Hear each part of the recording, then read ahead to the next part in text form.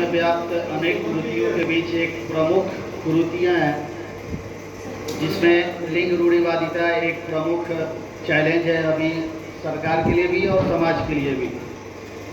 इस पे आधारित एक लघु नाटक है बेटी पढ़ाओ बेटी बचाओ। लिंग रूढ़िवादिता तब और ज़्यादा खतरनाक हो जाती है जब मानव अधिकारों का हनन और मौलिक स्वतंत्रताओं का पतन होता है।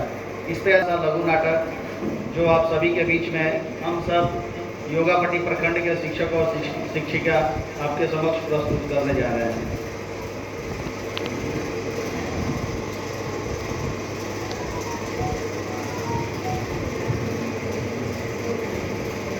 मम्मी बताए एक बार, पता है मेरे स्कूल में ना एक कंपटीशन था, रनिंग कंपटीशन, उसमें टॉप की हूँ।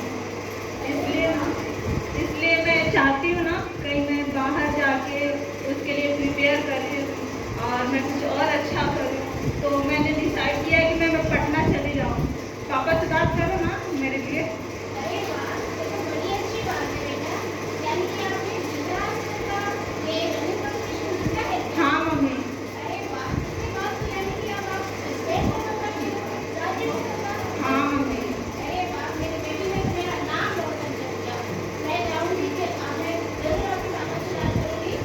को फोन करिए ना, एक बैटरी लगा देगा।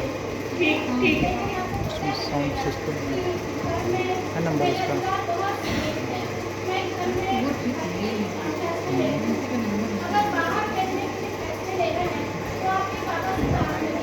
प्लीज मम्मी एक ठीक है आप बात करो।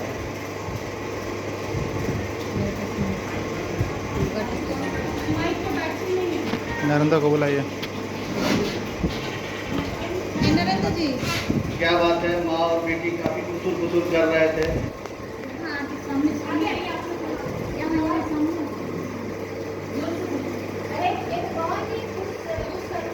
उसमें लाइट में आवाज़ नहीं आ रहा है, बैटरी नहीं है। इलेक्ट्रिशियन को या मोती को बोले वहाँ देगा।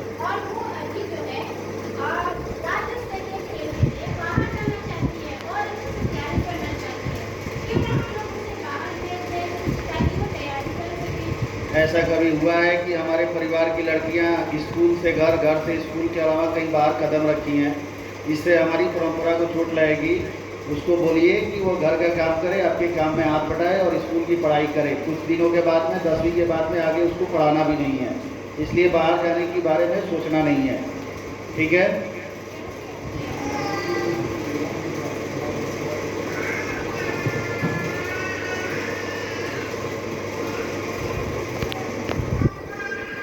क्या हुआ मम्मी, आपने बात की क्या पापा से?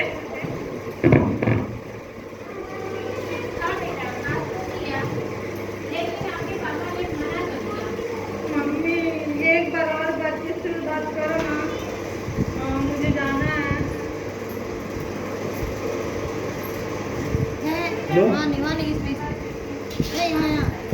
क्या हुआ दीदी, क्यों रो रही है?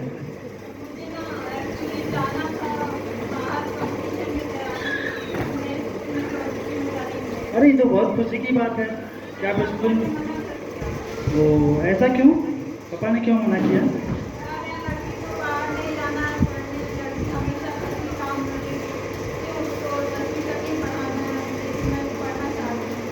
अरे आज की लड़कियाँ क्या से क्या कर रही हैं। अच्छा मैं पापा से बात करता हूँ।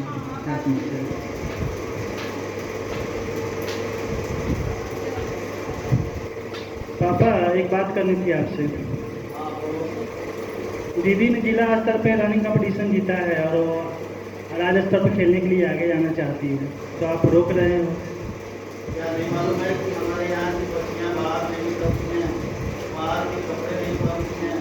बाहर जाने के कैसे कैसे पोशाक को पहनना पड़ेगा, जो अपने परिवार और संस्कार को समाप्त करने के प्रकार से खड़ा ये समाज जोर जोर से बोलेगा कि भाई इनकी घर की बेटी को उठाकर सबको सुनाते थे, उनकी बेटियाँ छोटे छोटे कपड़ों में पड़ रही है। आप किस युग में जी रहे हो? आजकल की लड़कियां तो अपने माँ बाप का नाम रोशन कर रही है। जैसे सुनीता विलियम्स का नाम आपने सुना होगा, मैडम मेरी कॉम का नाम सुना होगा, बहुत सारी लड़कियां, पीटी उषा का नाम सुना होगा। पीटी उषा धावक थी बहुत अच्छी, जिनका नाम पूरे भारत में क्या विश्व में लिया जाता है। दीदी अगर जाती है और ये राज्य स्तर पर क्या कहीं भारत स्तर पर खेलने का मौका मिले, राष्ट्रीय स्तर पर मौका मिले, तो इससे तो हम लोग का नाम और बढ़ेगा। प्राचीन काल से ही है स्त्रियों का महत्व रहा है अपने धर्म में भी या अपने देश में भी। बहुत सारे वेदों की रचनाएं हुई है जिसमें हमारी ऋषि मुनियों के साथ उनकी पत्नियों ने भी महत्वपूर्ण हिस्सा निभाया है। और एक प्राचीन कहानी मैंने जहाँ तक सुनी थी कि एक बार कोई राक्षस था जिसे मारना काफ़ी कठिन था, न पुरुष से मर सकता था न महिला से मर सकता था। तब भगवान शंकर और पार्वती ने मिलकर अर्धनारीश्वर का रूप धारण किया था और तब उसका वध किया था। तो स्त्रियाँ कहाँ कम है किसी से? जब तक स्त्रियाँ कदम से कदम मिला के साथ चलेंगी नहीं तब तक समाज का विकास कैसे होगा? इस समाज रूपी गाड़ी के दो पहिए हैं, स्त्री और पुरुष। कोई अगर कमजोर पड़ जाए तो ये समाज तो फिर गर्त में चला जाएगा ना। इसलिए पापा आप इस सोच से आगे उठिए और दीदी को मौका दीजिए ताकि वो अपनी प्रतिभा को मतलब फैला सके, अपनी प्रतिभा का लोहा मनवा सके। और समाज में इसके लिए आपको हंसेगा लोग नहीं, आपकी प्रशंसा होगी। ऐसा लगता है कि भेजना सही होगा? जी पापा, बिल्कुल सही होगा।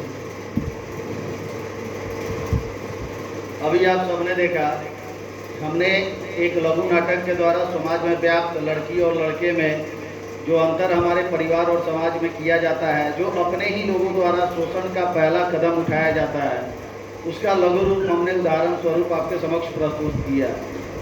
आज महिलाओं और लड़कियों से अपेक्षा की जाती है कि वह प्रभुत्व को न धारण करें, पोषित बनी रहें, और लड़कों से अपेक्षा की जाती है कि अभिकर्मक बने, कमज़ोर नहीं बने। लड़कियों के लिए जो हमारे समाज ने मानक रूप तय कर रखे हैं कि भाई इनको